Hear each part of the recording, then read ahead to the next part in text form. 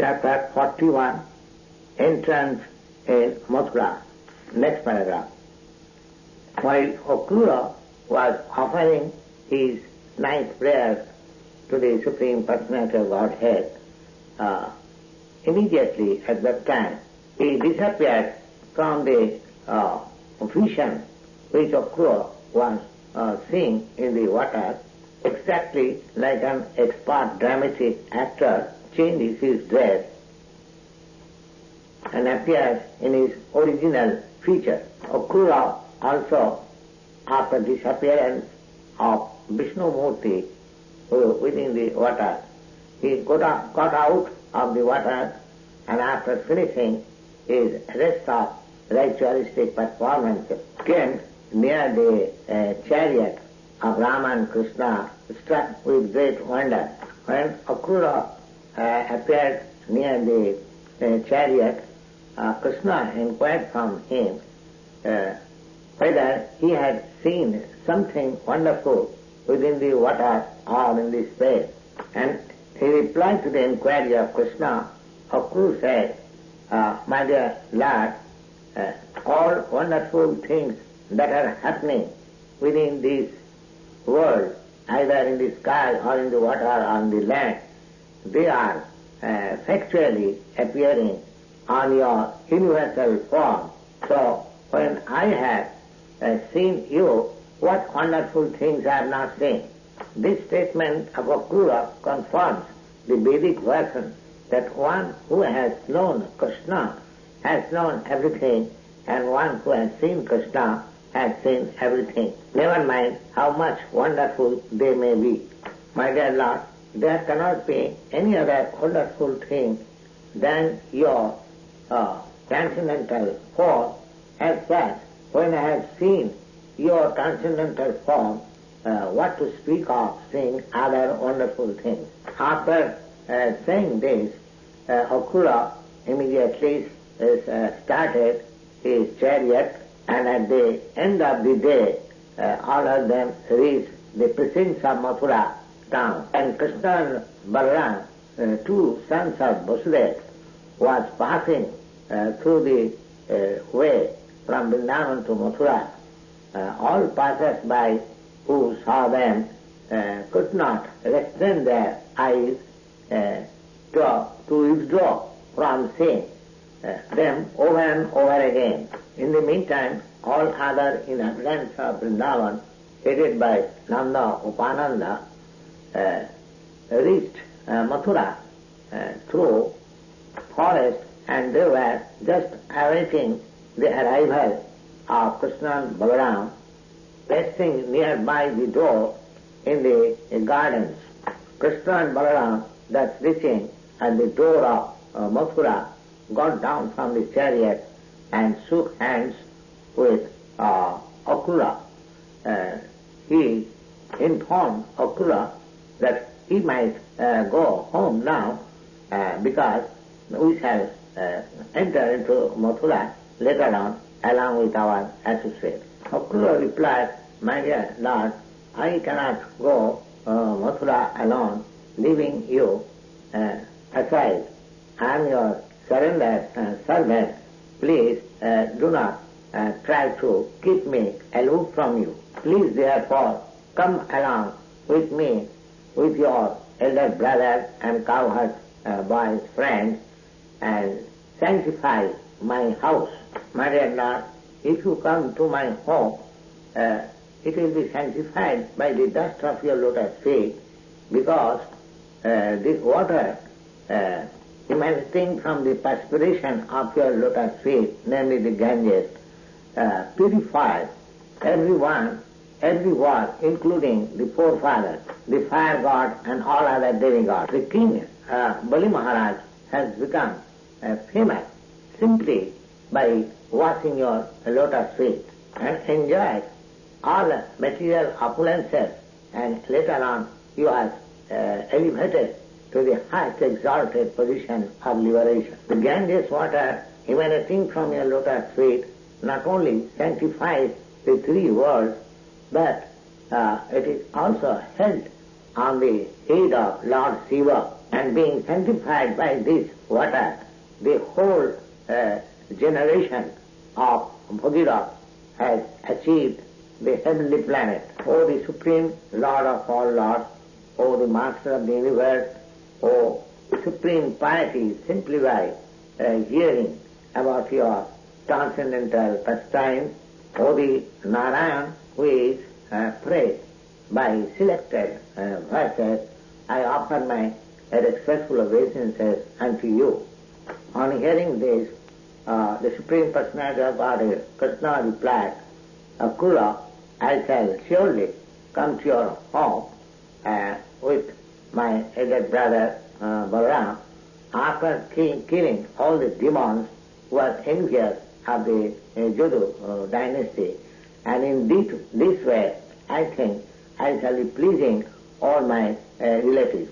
On this person of the Supreme Personality of Godhead, Kula became little disappointed, but he could not disregard the order, and therefore he entered Mathura and informed Kamsa about the arrival of Krishna, and that he entered in his own home.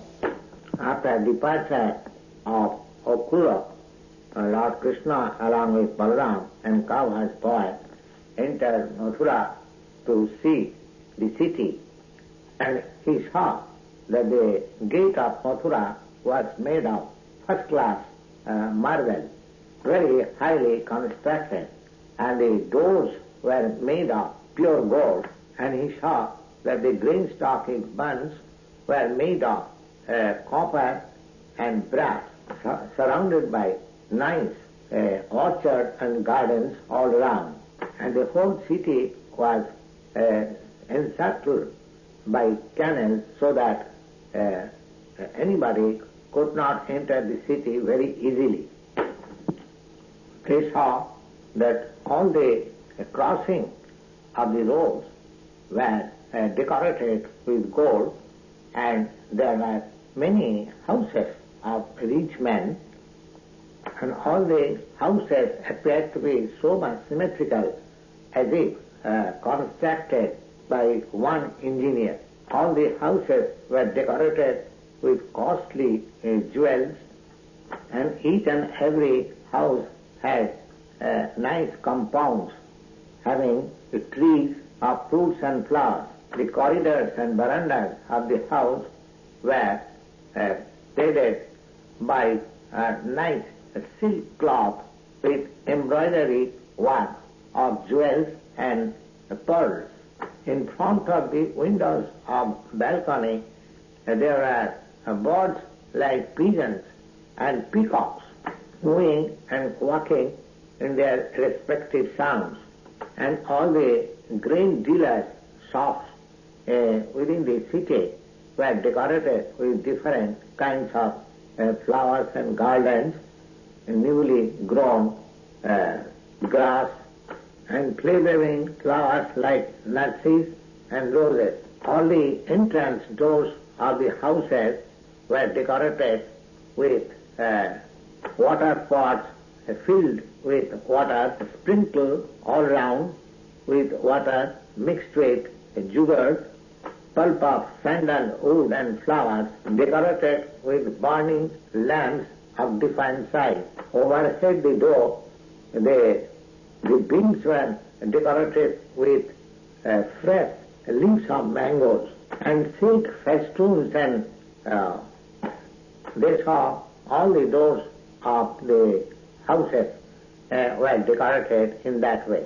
When the news was spread that Krishna and Balaram with his cowherd's boy friend are within the Mathura city, all the inhabitants gathered, and the ladies and girls immediately rose up to the roof of the house to see them. They were just awaiting the arrival of Krishna and Balaram with great anxiety. The ladies and women, being too much anxious to see Krishna and Balaram, they could not dress themselves very properly. Some of them placed their clothing in the wrong place some of them anointed their eyes only in one side, and some of them had the bell, ankle bells only on one leg. Some of them had only earrings only in one ear. In this way, in great hastiness, they could not decorate properly, and still they came to see Krishna from up the roof.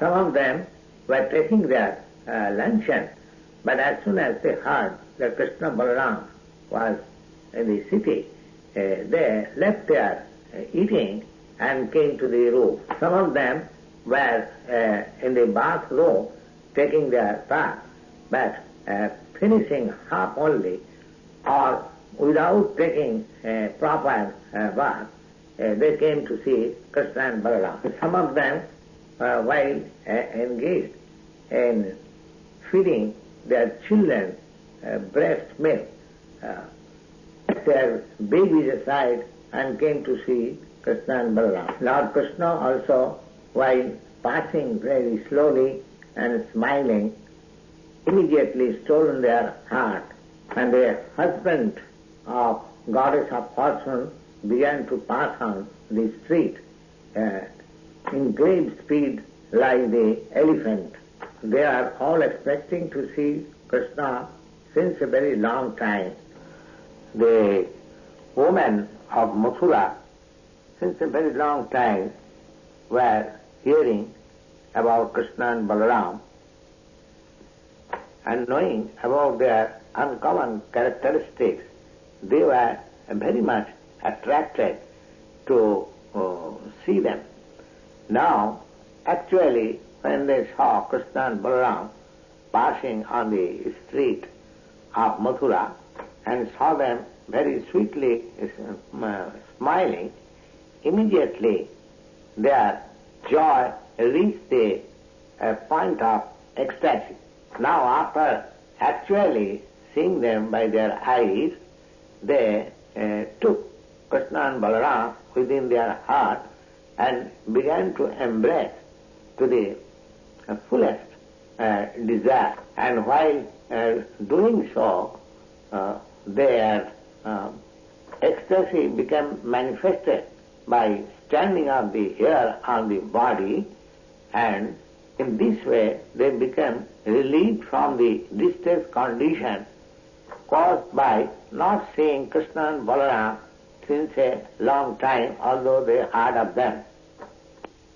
As such, all these ladies, after going up on the roof of the palaces of Mathura with their joyful faces and ecstatic attitude, they began to shower flowers from the roof upon Krishna and Balaram.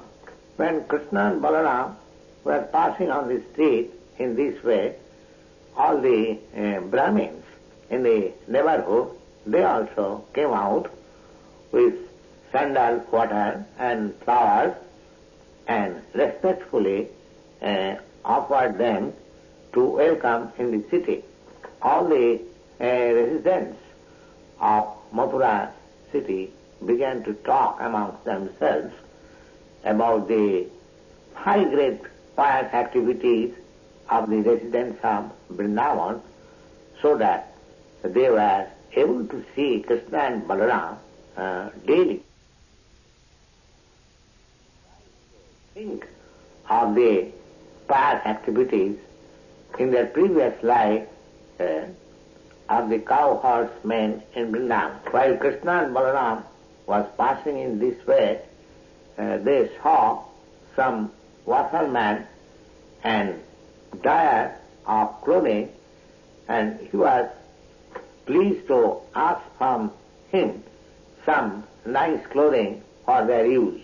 Lord Krishna frankly asked the washerman to deliver the nicest cloth to him.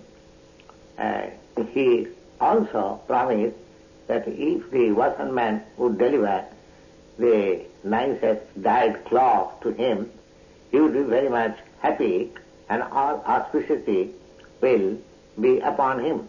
Actually, Krishna was neither bigger nor was in need of any clothing. But by this action of his asking nice clothes from the Vasan man, indicated that everyone should be ready to offer to Krishna whatever he wants. That is the purpose of Krishna consciousness. Next one. Unfortunately, this Vasan man who was asked by Krishna to deliver to him nicest dyed clothes was a servant of Kansa. Therefore, he could not appreciate the demand of Lord Krishna, the Supreme Personality of Godhead. This is the effect of bad association. Although he could deliver the clothing immediately to the Supreme Personality of Godhead, who promised him all auspicity, still being a servant of Kansa with sinful demand, he could not accept the offer. The Vasan man, however, instead of being pleased, he was very much angry and refuted the demand, saying, how is that you are asking the clothing which is meant for the king? The Vasan man began to instruct Krishna and Balaram, my dear boys, you don't be so much impudent in future by asking things which belong to the king. Otherwise, you will be punished by the government men. They will arrest you and they will punish you and you will be in difficulty. I have got practical experience of this fact that anyone who unlawfully wants to use king's property, they are very much severely punished. On hearing this, Lord Krishna, the son of Devaki, became very much angry upon the Vasan man, and immediately by the upper portion of his hand he separated his head from the trunk and it fallen down on the ground. Lord Krishna in this way confirmed the statement of Brahma Samhita that every limb of his body is capable of doing anything he likes. Now by his simple hand he cut off the head of the Vasan man as a proof how the Supreme Lord is omnipotent. If he wants to do something, he can do without any extraneous help, just like he cut off the head without the help of a sword. After this ghastly incident, all the employees of the Vasan man immediately dispersed, leaving aside the clothing, and Krishna and Balaram took possession, all of them. Then Krishna and Balaram dressed them according to their choice, and rest of the clothing were offered to the cowherds' boys, and they also used them as the dessert, and the rest of the clothing remained there without being touched by them, and they began to proceed. In the meantime, there was a devotee, tailor, who took the opportunity and immediately prepared some nice dresses from the clothing for Krishna and Balaram. Krishna and Balaram, thus being very nicely dressed, they looked just like the elephants who are differently dressed with collared clothing on the full moon day or dark moon day. Krishna very much being pleased upon the tailor, he gave him the benediction of Sarupa Mukti.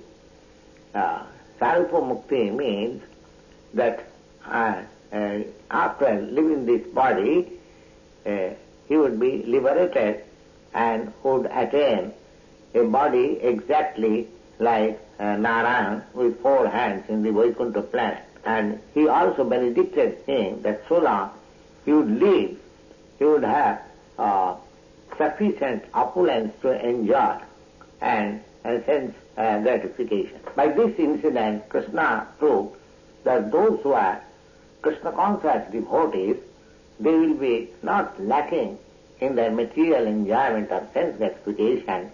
They would have enough opportunity for such things. But after leaving this body, they would be allowed to enter into the spiritual planets of Vaikuntha Loka or Krishna Loka, Goloka Vrindavan.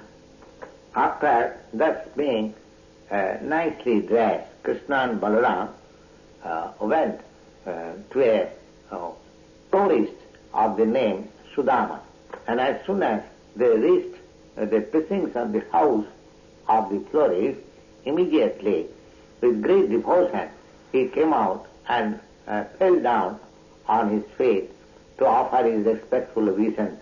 After this, the florist offered nice seat to Krishna and Balaram and asked his assistant to bring flowers and betel nuts smeared with pulp of chandan. In this way, the florist welcomed Krishna and Balaram to the greatest satisfaction of the Lord. The florist very humbly and submissively offered his prayer to the Lord and said, "My dear Lord, because you have come to my place, I think all my forefathers and all my worshipable superiors are by this action pleased and delivered. My dear Lord, you are the supreme cause of all causes of this cosmic manifestation, but for the benefit of the residents of this earthly planet, you have appeared with your plenary portion for giving protection to your devotees and annihilating the demons. You are equal friend for all living entities. You are the super soul of all living entities, and you have no discrimination between friend or enemy, and still those who are devotees in Krishna consciousness, to them you are pleased and give them a special result of their devotional activity. Therefore, my Lord, I am praying from you that you can ask me whatever you want me to do, because I am your eternal servant, and if you order me to do something, it will be a great favor upon me." In this way, the florist of the name Sudama was so much pleased within his heart by seeing Krishna and Balaram in his place, and then to his choicest dessert, he made 2 nice garlands of different flowers and presented them to the Lord. By rendering of this sincere service by the florist, both Krishna and Balaram were very much pleased. Krishna also offered the florist his salutation, and then he offered him all benediction, as he is always prepared to bestow upon the surrendered souls. When the florist was offered benediction, he begged from the Lord that he may remain an eternal servant of the Lord in devotional service, and by such service he may do good to all other living creatures. By this incident, it is clear that a devotee of the Lord in Krishna consciousness should not be simply satisfied by his own advancement in devotional service, but such Krishna conscious person must be willing welfare for all others. This nice example was followed by the 6 Goswamis of Vrindavan. Therefore it is stated in their prayer, Lokanam Hitakarino. All devotees of the Lord all Vaishnavas, they are not selfish. Whatever benefit they derive from the Supreme Personality of Godhead as benediction, they want to distribute it to all other persons for their benefit, and that is the greatest of all humanitarian activities.